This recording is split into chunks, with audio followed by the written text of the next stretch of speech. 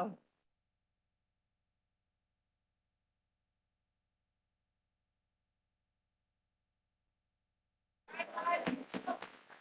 It is 7 o'clock. It is 7 p.m. We are calling this meeting to order.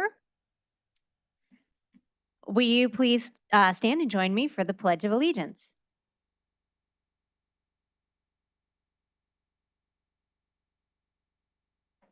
The United States of America, and to the republic which stands one nation under God, indivisible, with liberty and justice.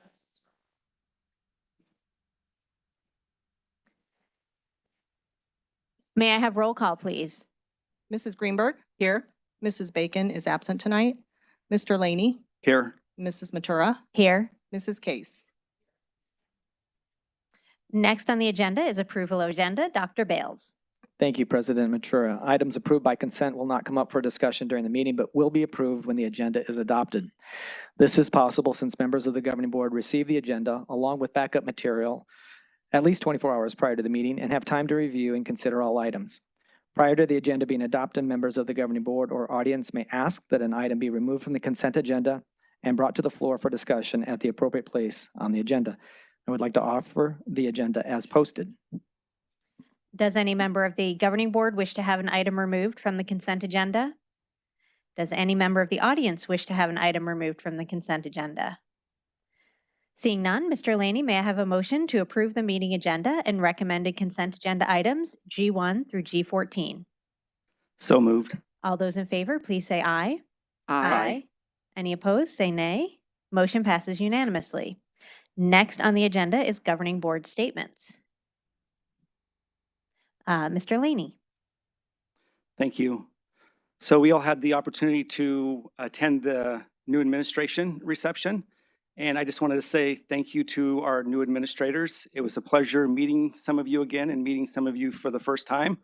I appreciate the roles that you're playing and look forward to you being able to help our district bring out the best in our kids. So thank you. Mrs. Greenberg. To echo what Mr. Laney said, the reception, as usual, was grand fun. And in addition to welcoming all of our new administrators, although I know for some of them it doesn't seem like it's welcome anymore. It's been a little bit. I also want to thank our Paradise Valley Education Association for sponsoring. Thank you. Mrs. Case. Throughout the nation, there's many comments going on about teachers. And whenever I hear something negative about teachers, it just hurts me because I love teachers. That's one of the reasons I even got on the school board, is because my children have had such incredible teachers and administrators in this district, but the teachers have meant everything to me. And many of them have become my good friends that I still stay in contact with. And I just want you teachers to know how much I personally appreciate all that you do. And just every year I get a little glimpse in June about the work you go through to prepare for classes. And I just want to thank you because I know it's often you don't feel appreciated, but I want you to know that I appreciate you. Thank you.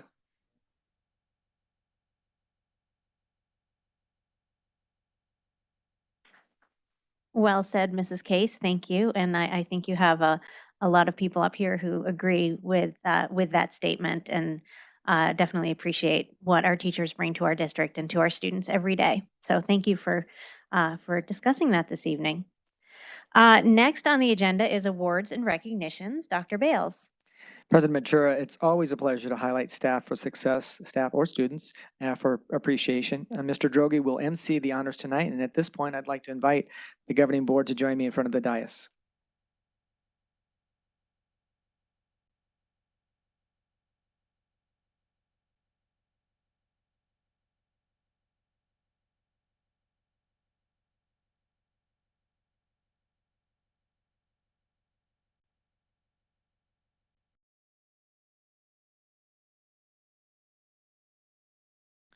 Good evening, President Matura, governing board members, Dr. Bales, members of cabinet, and attendees both in person and virtual. Tonight, we have two recognitions to share with you. The first recognition is the recipient of the Paradise Valley Education Association's Recognition of Professional Standards Award for Teachers. Ms. Susie Seep, PVEA President, will have the honor of presenting this recognition this evening. Good evening, Governing Board President Matura, Superintendent Bales. I forgot this from last year. I don't know how I did, and Cabinet. I'm here to recognize Brian Minnick, and you can tell there are a ton of Paradise Valley teachers that are here to help recognize him.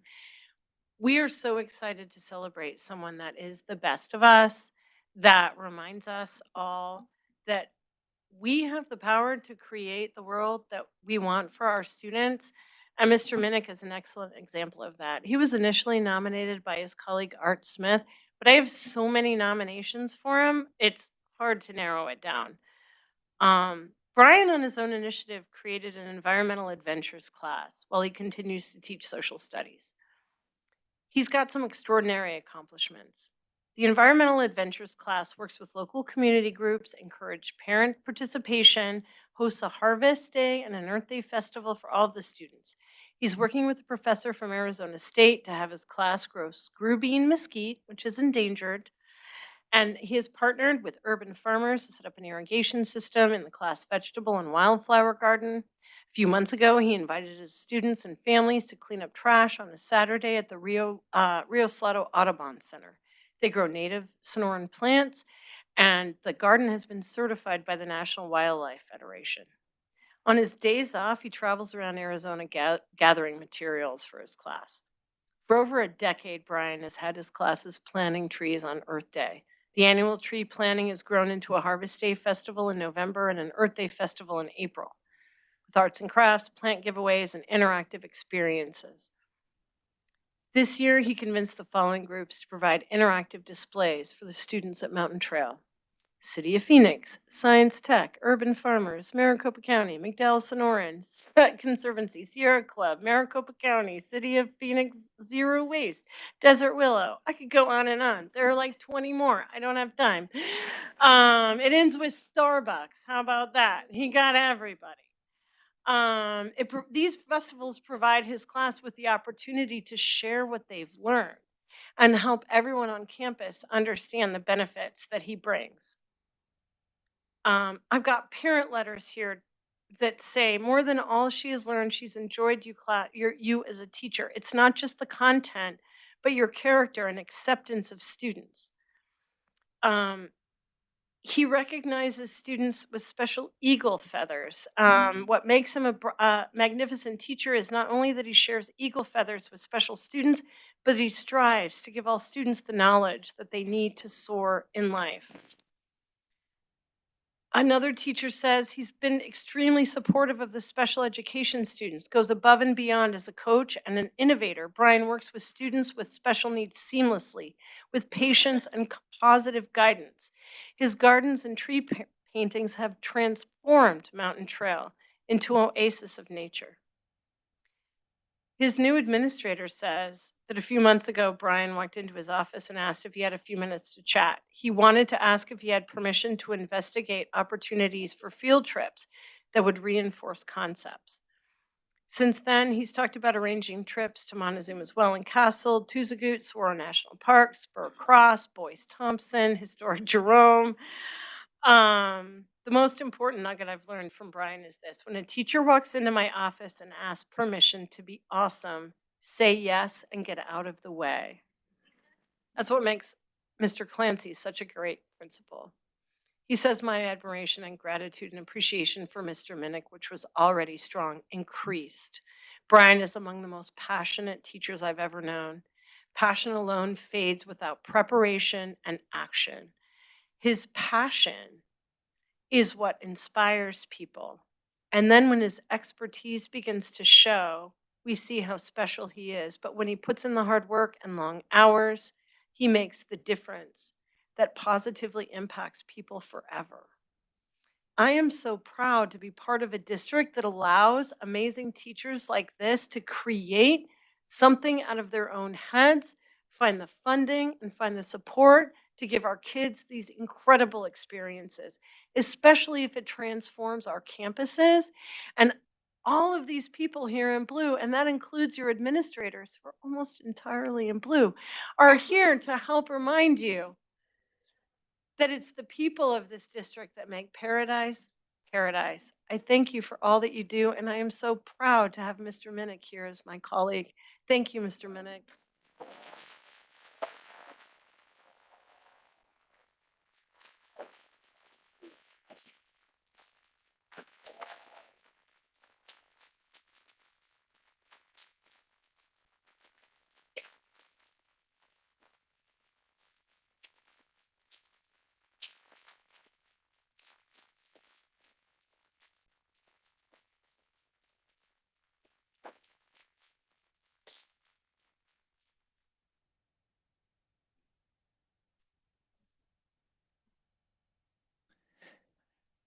Next is the Paradise Valley Education Support Professional of the Month. PVSEA President Ms. Michelle Courtwright is here tonight to make the presentation.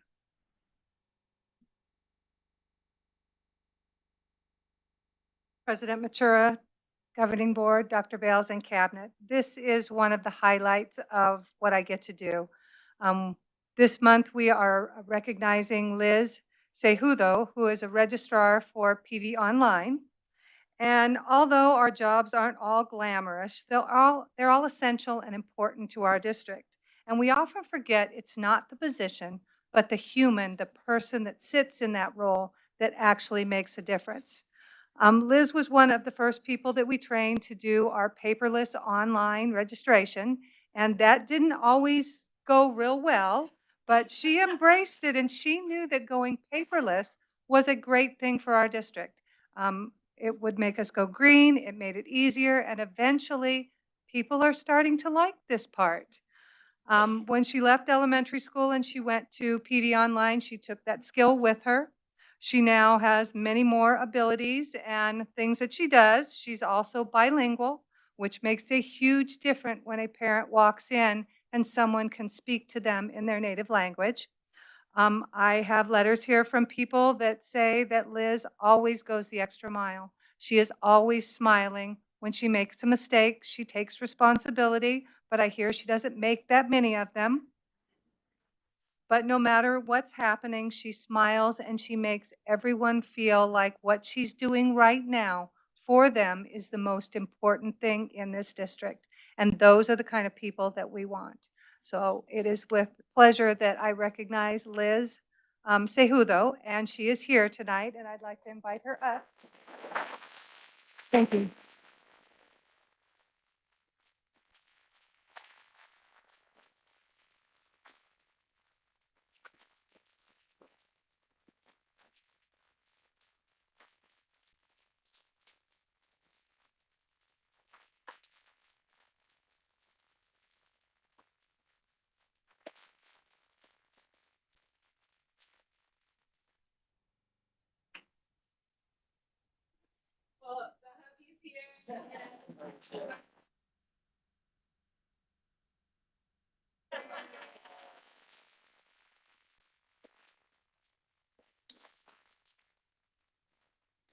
And that, Madam President, concludes awards and recognitions.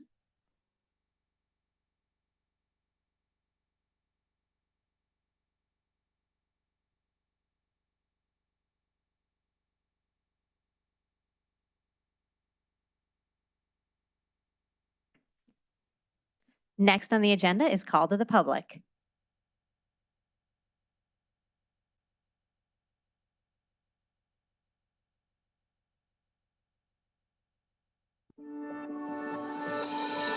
Call to the Public is about to convene. This portion of today's meeting allows the public the opportunity to address the governing board. Although state law does not require that the governing board hold a call to the public, the Paradise Valley Unified School District and its board have chosen to do so because we believe it's important to hear about concerns and issues from our community.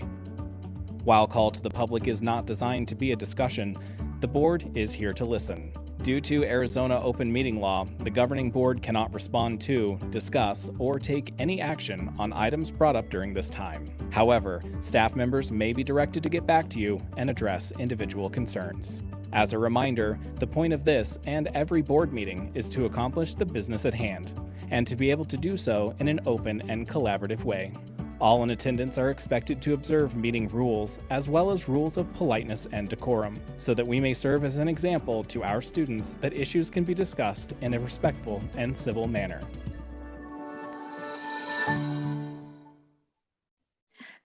Tonight, we have 6 people who have submitted comment cards prior to the start of the meeting. Each speaker will have 3 minutes for remarks. Those who have requested to speak on agenda items will be recognized at the appropriate time during the meeting. Please state your first and last name when you come to the podium. Our first speaker is Jennifer Ariza, and next will be Jenna Dawson.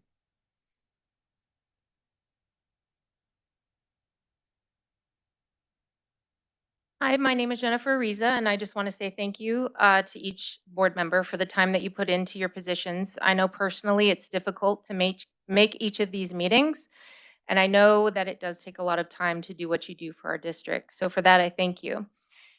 I stand here tonight as a concerned parent in the Paradise Valley School District, and I appreciate the opportunity to speak. My concern as a parent in the district is the education and welfare of Paradise Valley Unified School District students.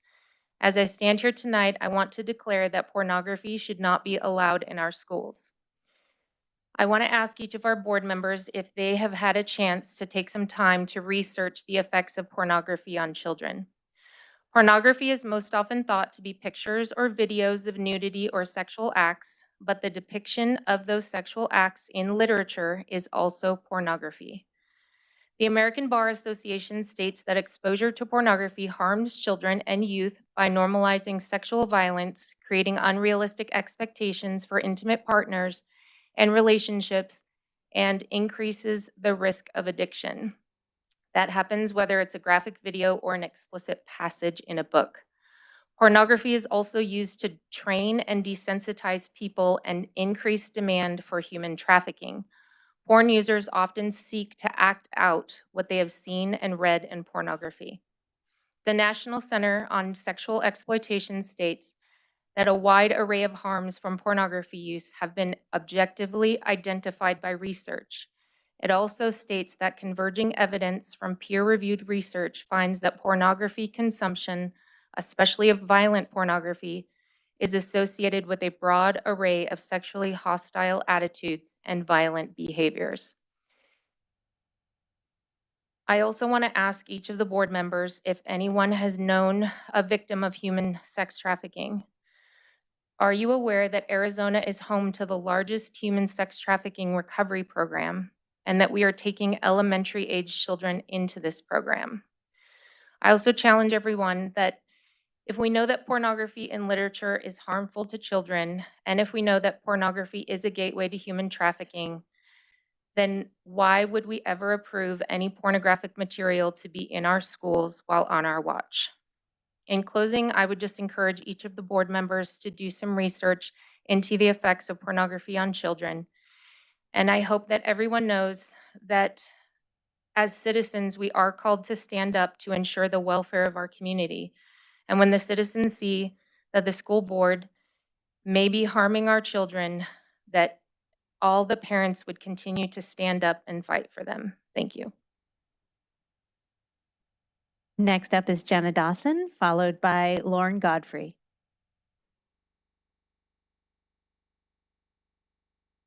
Good evening, Governing Board, Superintendent Dr. Bales, and Cabinet members. My name is Jenna Dawson, and I have been a proud employee of our district for 6 years now. This is year 7 for me at Pinnacle Peak Prep, and I have been in a variety of roles from mascot to preschool assistant, student teacher, and now in a classroom of my own. I also grew up in our district. I attended Sunset Canyon, Mountain Trail, where Mr. Minnick was my social studies teacher. And Pinnacle High School. As a longstanding community member, I am so passionate about public education, our school district, and my school. Last Thursday, I was informed that my classroom would be collapsing, and I was being moved to an open position in our district. The emotions I went through that afternoon were everything from shocked, sad, angry, hurt, and in disbelief. I had poured my heart into my classroom, getting it ready for the school year, and now I had to put it into boxes. I meticulously studied the second grade curriculum, and now I need to learn a new one. Our numbers in second grade have not changed since the first day of school. I was told that I have to move to a new school and a new grade level after spending the most important 3 weeks with my students. This decision could have been made sooner. I gave my students everything for the past 3 weeks. We practiced routines, expectations. Now they have to learn new ones. I was making a difference in their lives, and now I have to leave. Their parents had come to trust me and appreciate all the love I gave their children. If at any point you walked into our classroom, it would have felt like a family. It would have felt like home. When we told my students that I was needed at a different school, they had a lot of questions, most of which I didn't have the answers to. I was incredibly grateful for our principal and reading specialist. They were there to support me in the hardest moment of my teaching career. I've poured my heart, sweat, and tears into Pinnacle Peak over the last 6 years. When I graduated last December, I took over a third grade classroom. The teacher had left mid-year. I spent every day of winter break getting that room ready for those third graders. This summer, I spent weeks putting together my room and prepping the curriculum so my second graders could learn in a fun and engaging way. I've built relationships with our community, students, and staff over the past 6 years. And even though it may seem like 13 days is not a lot, my students and I were already a classroom family. While this decision may look like it makes sense on paper, when you take into account the people that you are disrupting and the lives that have been turned upside down, it does not make sense. This decision is not just affecting me, it's affecting my 18 students who are going from a class of 18 to 28. My heart is broken for them. It's also affecting the other 38 second graders at my school as well. It's affecting my 2 teammates. They're wonderful and capable, but it's going to be hard. Oof. There comes a point. Thank you. I'm sorry that is time. Thank you Oh. very much. We have Lauren.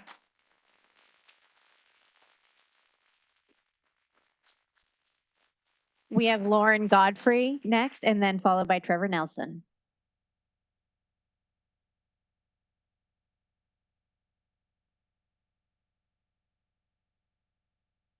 Good evening, Governing Board, Madam President. My name is Lauren Godfrey. I'm the spouse of an educator in Paradise Valley District. Given that the board is in the end responsible for oversight and approval of the budget, I'd like to hear from you all soon, since I know you can't respond to me here, as to what your plans are to take accountability for what I understand to be a $14 million budgeting error, and what avenues you have or are planning to explore that do not place burden on teachers to pay for this mistake for which they have zero power, influence, or even knowledge to have prevented from taking place. I find it reprehensible that an easy way out would even be considered to take funds that should be geared towards improving the rate of teacher pay, rather than making significant effort to avoid making teachers make up for this oversight. Factor in the current rate of inflation. In my opinion, this is highway robbery of our most valuable assets, educators, to protect the future of this community and the future of this state. To be clear, I understand that deficits have to be addressed. What I hope you will consider, ponder on, and provide information regarding soon is a clear explanation of what is the plan and what has been done, or are you planning to do, to go to every length possible to find alternative methods to deal with this issue. Thank you. We have Trevor Nelson, followed by Dalton Noonan.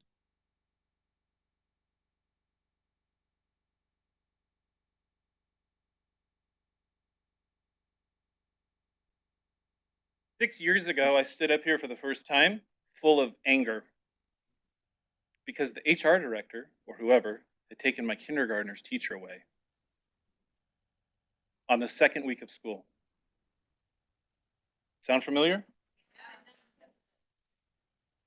I sat in a conference room right over there and was told, just short of a promise, that there would be policies put in place to prevent this from happening. I have 4 kids in the district, a junior, a freshman, a 6th grader, and a 4th grader. Sorry, scratch that, 7th grader. They're gonna kill me. And a 5th grader. I don't want my girls to grow up, sorry. And I'm forever haunted by the fact that she had the perfect placement in kindergarten. Because I was a teacher. I recognize it. I know what it was going to be for her. Now, is she falling behind? Is she failing? No, her test scores were amazing. Should she be tested for gifted? Probably. Is it a big deal to me? No, because she'll do fine. But here we are again, 6 years later, and my freshman's first hour math class, his special placement, because he has an IEP, because he has TBI, traumatic brain injury, he received on campus. He has an IEP, and his teacher was called in the middle of class, and he left. Luckily, there's another teacher in the room because, again, it's a special placement. He did not come back. A sub came back to finish the class period, and in fact, the rest of the day. Now, some might say, oh, that's the principal. He did that wrong. You should have probably talked to him at the end of the day. I say no. The principal should have never been put in that position to move teachers around. Because again, there should be a way, and there are ways, to identify budget shortfalls and to plan accordingly. So I'm not mad. I'm just really, really disappointed. Because this is Paradise Valley, and we should be better. We should support the people who support our customers, and that's your staff. Now you might think, oh, the customers are the parents. They're not. The kids are your customers, but they're also the product because they come out of here either prepared for what's left in life or they're not. They can reflect back on it and make decisions just like customers. Would I send my kid there? Did I have a good experience? Do I feel prepared for life? So we have a special sacred duty to make sure that they're ready. And we do that by making sure our staff are supported and our principals are supported and our teachers are supported. And that the rug is not ripped out from underneath them on the third week of school. Y'all had all summer to figure this out.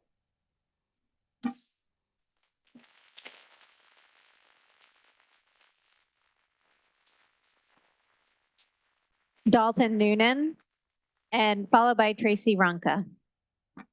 Hi, my name is Dalton Noonan. I'm a parent in the school district. I have 2 children in the school district. My son is in 3rd grade. My daughter's in 1st grade. They've been having a great school year. They have good class sizes. They have been enjoying it. They love their teachers. I personally love their teachers. I've known them through friends of friends and different relationships. My son's a 3rd grader, so you know what experiences he's gone through the past few years. He had 1st grade was a nightmare because of COVID. He was online for half the year. I actually ended up taking him out of school, teaching him online because I thought I would be able to do it. He's great in math and science and social studies. He was terrible in reading at the point because I wasn't prepared to teach him reading because we didn't have any buildup for it. Kindergarten, he was cut off halfway through, as you know. Then 2nd grade comes around, he ends up getting into 2nd grade. He has a reading specialist to help him out. He catches up in maybe, 2 weeks, 3 weeks, does great. He has that extra one-on-one time to give him that extra help, to really push him forward and bring him back up to speed. He's advanced in math and everything, and that reading caught up. This week, or I guess I should say last Friday, I found out that his class is being collapsed. So now he is no longer in a class size, which is wonderful, of 21. And now he's in a class size of, I think, 28, 29, 30, something along those lines. There were 17 kids that had to be divvied up. So I'm assuming between 2, it's somewhere around that. I honestly don't know what I expect or what I want, but I just wanted to say that I'm disappointed, that I'm upset, that we all know how great large class sizes are for kids to learn. It's wonderful, right? I just wanted it to be known that there's parents out there that are really upset and care and are disappointed with the decisions that have been made and the way they've been gone about. So, thank you.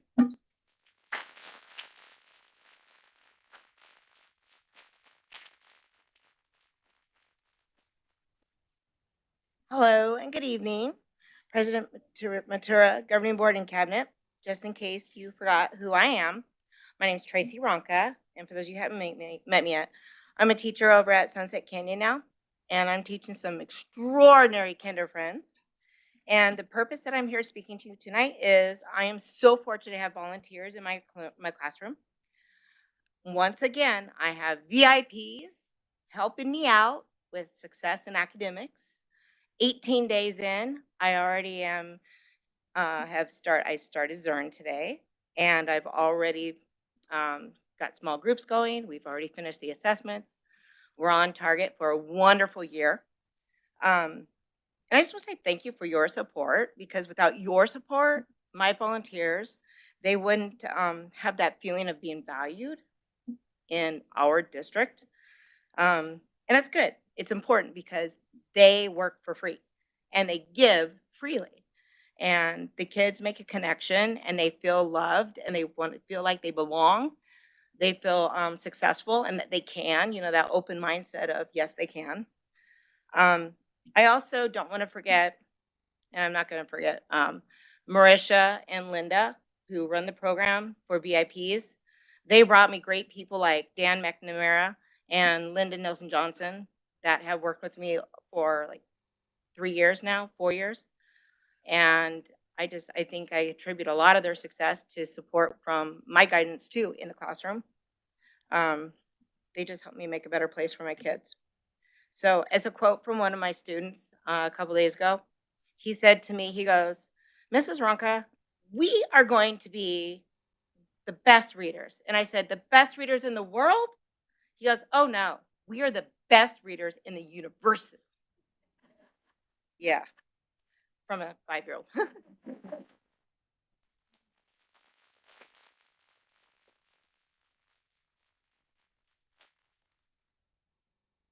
Next on the agenda is Dr. Bales. Thank you, President Matura. And good evening. I'd like to congratulate Andrea Cunningham. Andrea, would you please stand? And it should be Dr. Cunningham. Congratulations. Andrea is our Director of Professional Development, and she successfully defended her dissertation this week in leadership with a concentration on curriculum instruction. And we congratulate you, Dr. Cunningham. I'm proud to announce that the district has once again received a Certificate of Achievement in Excellence in Financial Reporting from the Government Finance Officers Association of the United States and Canada. The award is for our annual financial report fiscal year ending June 30, 2021.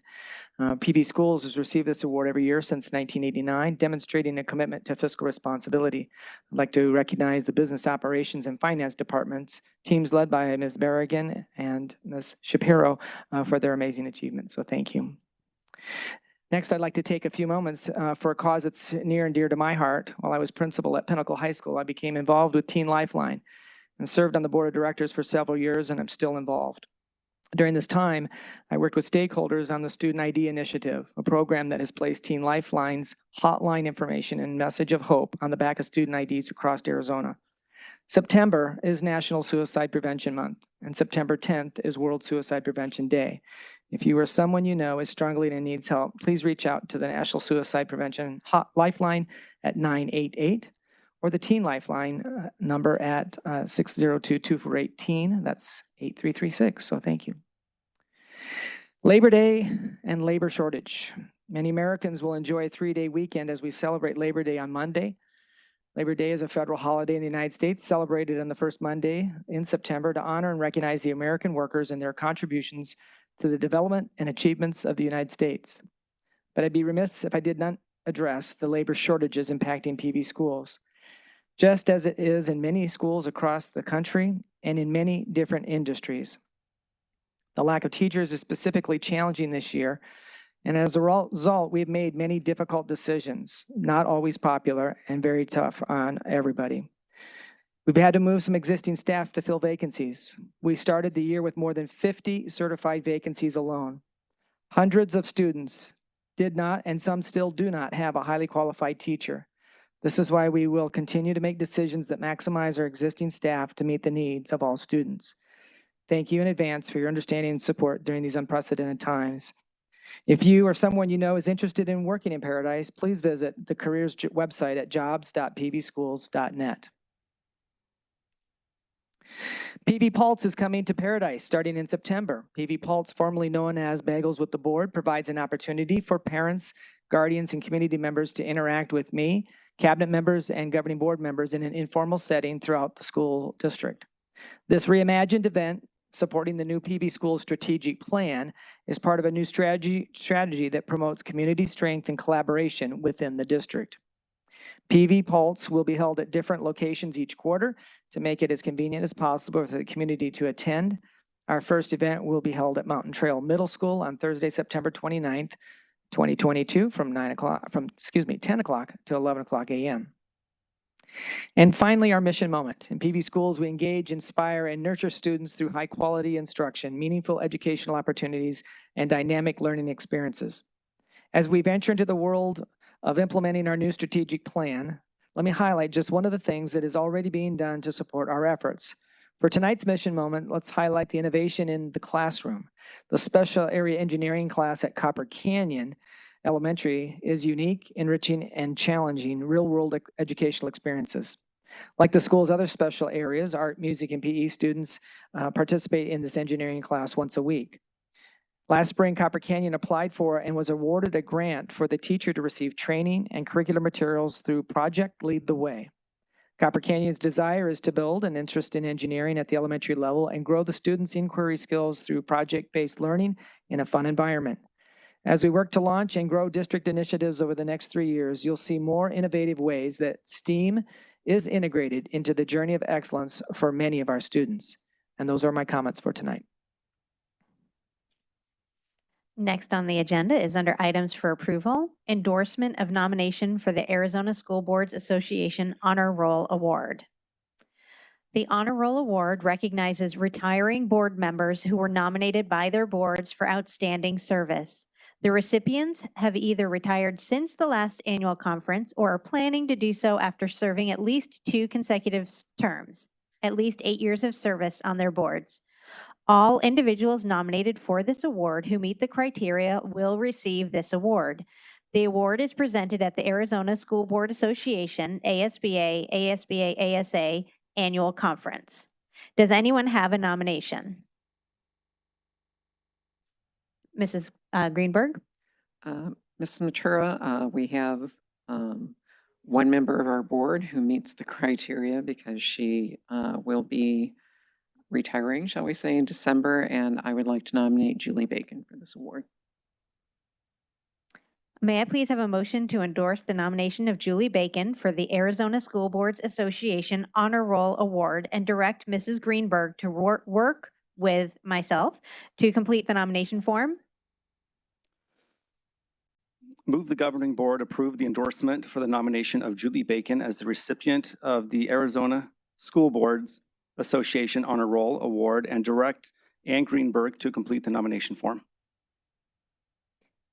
Any member of the board have any questions? All those in favor, please say aye. Aye. Any opposed, say nay. Motion passes unanimously.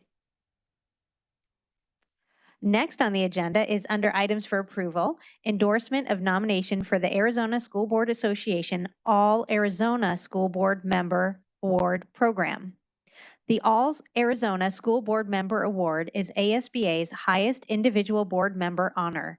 This award is bestowed on up to 5 Arizona school board members who exemplify best practices in boardsmanship, understand their roles, and follow through on their responsibilities.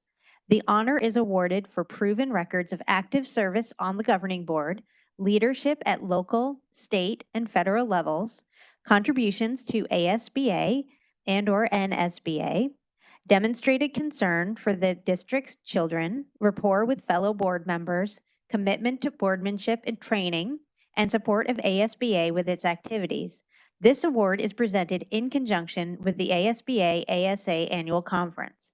Does anyone have a nomination? Mrs. Greenberg.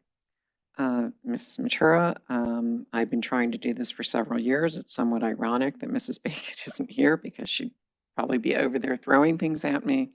But I know no one who deserves it more than Julie, and I'd like us to nominate Julie. May I please have a motion to endorse the nomination of Julie Bacon for the Arizona School Boards Association All Arizona School Board Member Award Program and direct Mrs. Greenberg to work with myself to complete the nomination form? So moved. All those in favor, please say aye. Aye. Aye. Any opposed, say nay. Motion passes unanimously. Next on the agenda is consideration to approve the purchase from current Mojave Cooperative Contract 18F-RWC-0904 for transit buses. Dr. Bales. Thank you, President Mature, Governing Board members, Cabinet, and guests. Tonight, we recommend the purchase only made possible because of the generous support of local voters through bond dollars. Ms. Berrigan will explain and recommend. Thank you, Dr. Bales, President Mature and Governing Board. It is time for us to replace some of our older buses. That process is done through a combination of determining what the cost to repair the buses would be, the mileage on the bus, the condition of the bus, overall physical, internal, and external. And after that evaluation, they make a determination of which ones to circulate out of use and purchase new ones. I'm happy to answer any other questions you may have.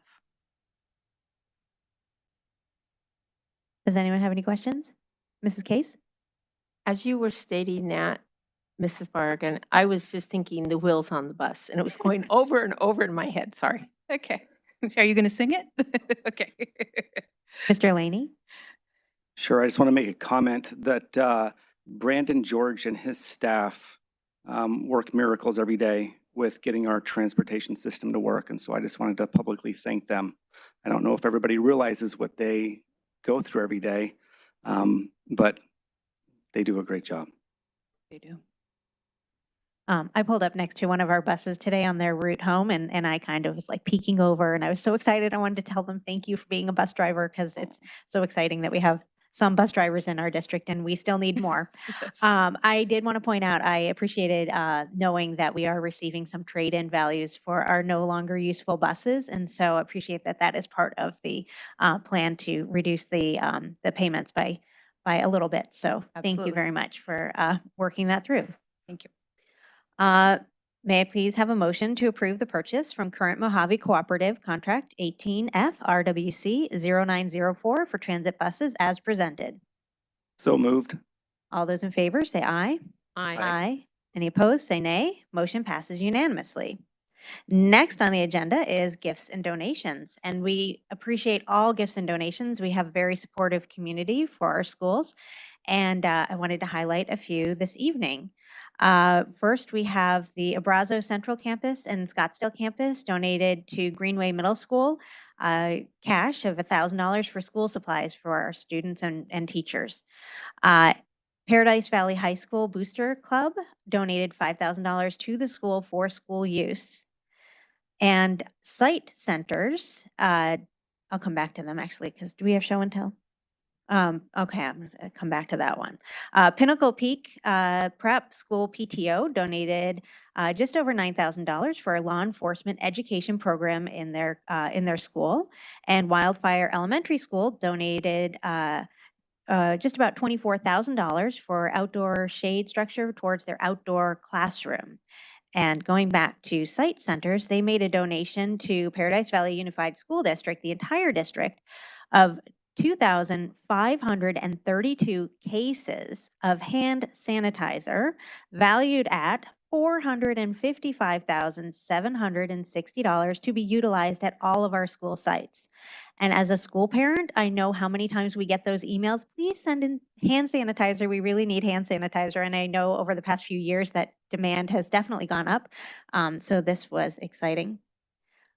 Dr. Bales, did you want to share a little bit? Just to clarify, I mean, it was a pallet to every site, and I see a few people shaking their heads. They recognize about 2 or 3. I mean, it was overwhelming, wasn't it? How many were in that pallet, and they went to each site. So kudos to our distribution center for going and retrieving those pallets and sending them out to the sites. I know that they are appreciated.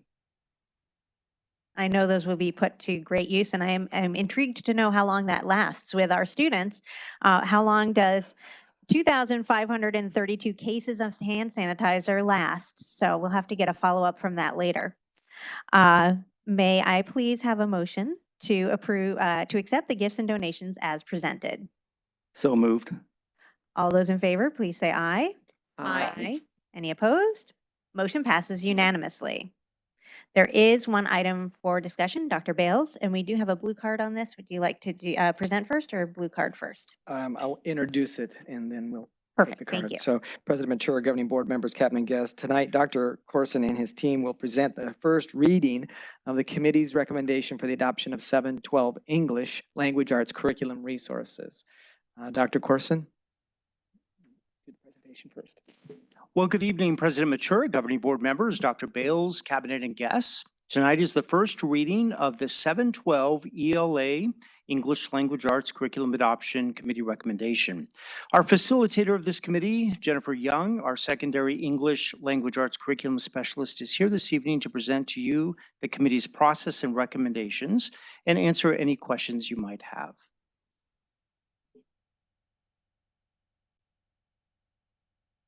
Good evening. Tonight I'll be sharing with you the 7 through 12 English Language Arts Adoption Committee's curriculum recommendations. This presentation will include our committee membership, our timeline and process, considerations, and rationale for StudySync, including several benefits of the program and our official recommendation. The members of the committee included myself as facilitator, teachers from middle schools and high schools, our special education mentor, administrators, and parents. I'd like to thank the committee members for their dedication. I appreciate their investment in making a recommendation that is best for our students, families, and teachers. Our current curriculum resource for grades 7 through 12 is StudySync, a product from McGraw-Hill, and we have been using this resource for the past 7 years. It continues to be a highly regarded resource for English language arts, so we decided to survey teachers about StudySync before we began the committee process. We asked about their experience with StudySync and whether or not they would support extending our current adoption rather than adopting new curriculum resources. There was a great amount of positive feedback, and 85% of teachers voted to support extending the StudySync adoption. In February and March, we formed a committee and met to discuss the teacher survey and review the curriculum resource. The committee discussed the pros and cons of extending the current StudySync adoption, and they decided to recommend StudySync for a 60-day community review. StudySync curriculum resources were made available to the public for a 60-day viewing window from April 5th until July 12th. After the viewing window closed, the committee met in August to review and discuss the community feedback. Once all feedback was discussed thoroughly, the committee voted unanimously to recommend StudySync. I would like to take a few minutes of your time to talk about why the committee recommended that we extend the current StudySync adoption. To start, 85.5% of teachers indicated that they would like to extend our current adoption. The committee members wanted to honor teachers' high satisfaction with this resource that has been used for the last 7 years. In addition, StudySync receives top scores on EdReports for text quality, building knowledge, and usability. StudySync is aligned with Arizona academic standards, and there is a vertical alignment between grade levels. StudySync is also aligned with our district curriculum maps, unit plans, teacher resources, and assessments, which have all been updated in the last 2 years. Another important factor was that teachers have received StudySync training for the last 7 years. New teachers are trained yearly, but many teachers are already familiar with the text and know how to use the components and features of StudySync. Those teachers now have the opportunity to continue their growth in professional development on blended learning techniques and engagement strategies. One of the benefits of this curriculum is that it has both digital and print platforms, allowing teachers and students to experience both formats of learning. The majority of community feedback about StudySync was positive. There were 21 comments total, mostly positive, and we carefully considered all of the comments in our committee discussions.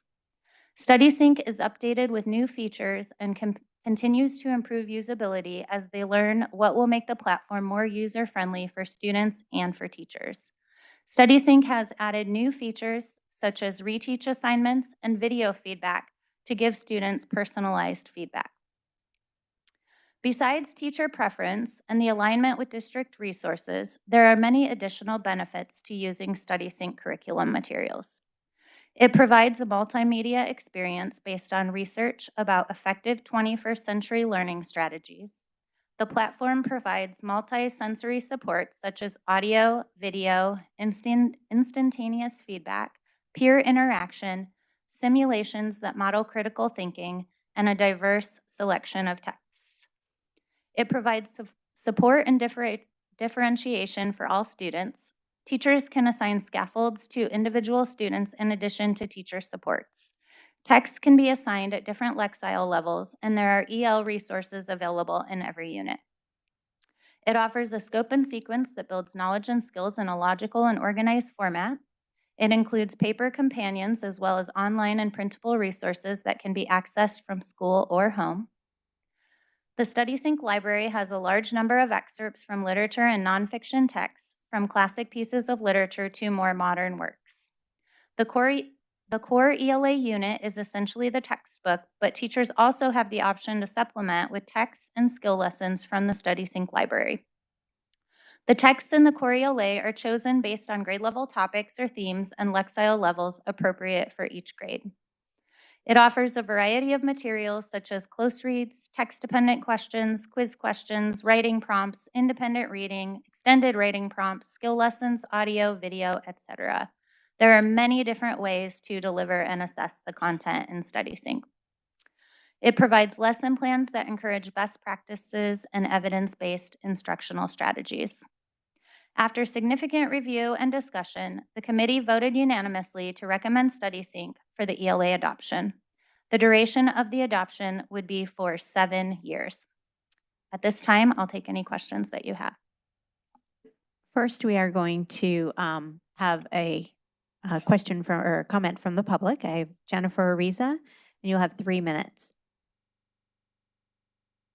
Thank you. My name is Jennifer Ariza, and again, I just want to thank everybody for the time you put into each of your positions, and I appreciate the opportunity to speak. One of the comments that I've heard in the past is just about curriculum transparency. So I'm hoping that by leveraging tools like this with online curriculums, that it will allow us to give more transparency to parents and even actually to people in the community. I think if we're more transparent and we show people what we're teaching the kids in the schools, that it's going to be better for us overall. And I also wanted to just ask for our district, like my personal goal is for us to be the district of choice for parents. And I hope that, well, I'm sure it's everybody's goal here too, but what can we all do together, especially when we're reviewing new curriculums like this, to make sure that we are leading the pack here in Arizona? So thank you.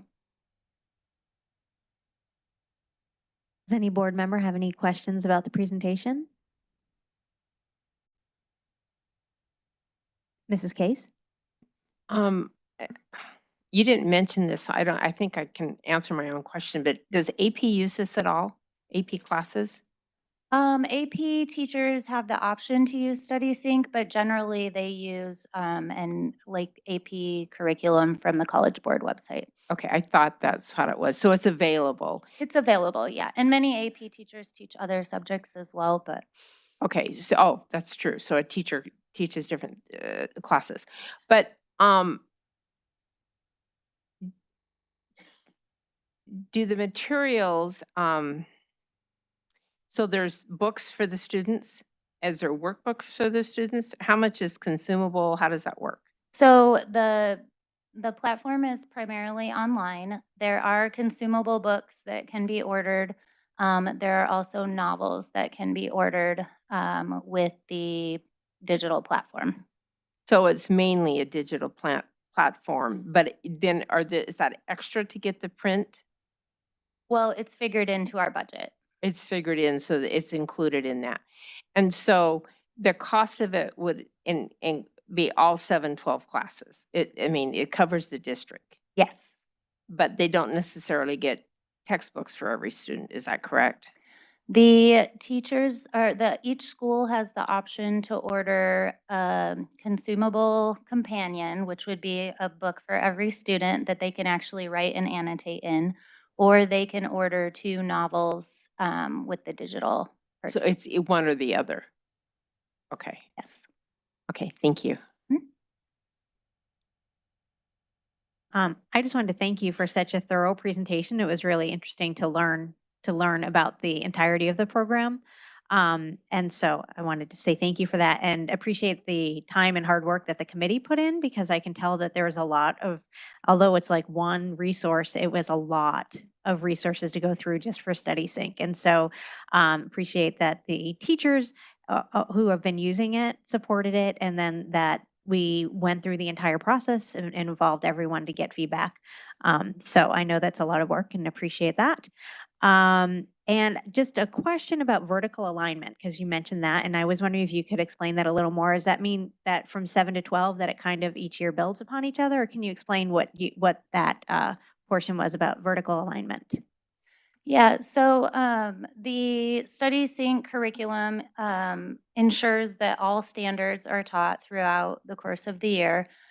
Certain standards are highlighted in ninth grade, and then those standards are built upon, and other complementary standards are added in for 10th grade and then 11th grade and 12th grade. So they're not, there are certain, power standards that kind of stand out, but they're not just highlighting certain standards every single year. They're progressing and adding different standards on each year. Does that make sense? Does that answer your question? Yes, thank you very Okay. much. And this is this mapped over with our guaranteed viable curriculum? Does it have a mapping portion process as part of it? So our guaranteed and viable curriculum map is already aligned with Study Sync since it's the resource that we've been using. And that process was just completed 2 years ago. So I think teachers are excited to continue on with the maps and keep using the same program. Great, thank you very much. Oh, and Mrs. Greenberg. Just a comment and a question. I too want to thank the committee and, 85.5% positive rating from teachers who are using it, I think speaks well of the choice, the recommendation 7 years ago and the recommendation now. I appreciate that, we feel positively about it, because I don't think this would be a good year to throw yet something else, if a new recommendation was coming. And so, I am excited that, in the time I've served on this board, we've moved from mostly paper to now mostly digital, but that allows everybody to be leaner, meaner, quicker in being able to handle changes as needed and updates as needed, and adapting and differentiating as needed. So I'm just happy that this was a unanimous recommendation by the committee, and obviously has a lot of support throughout the district. And the one question I have is the budget for 2 million, is that annually? Ms. Greenberg, no, that budget is for the entirety of this 7-year adoption. Even better. Thank you. Mr. Laney? Pretty much all of my questions were answered, and I'd like to echo the same thank you. So I appreciate it. Thank you. Thank you. Okay, thank you very much. Next on our agenda is call for executive session. May I please have a motion to call for executive session? Move the governing board call for an executive session in accordance with Arizona Revised Statute 38-431.03.A5, which reads as follows. Discussions or consultations with designated representatives of the public body in order to consider its position and instruct its representatives regarding negotiations with employee organizations regarding the salaries, salary schedules, or compensation paid in the form of fringe benefits of employees of the public body. Purpose, meet for instruction/direction. All those in favor, please say aye. Aye. Any opposed, say nay. Motion passes unanimously. It is 7:59 p.m. and we are recessing our regular meeting to go into executive session. We will reconvene at our regular meeting after the executive session is over. Thank you.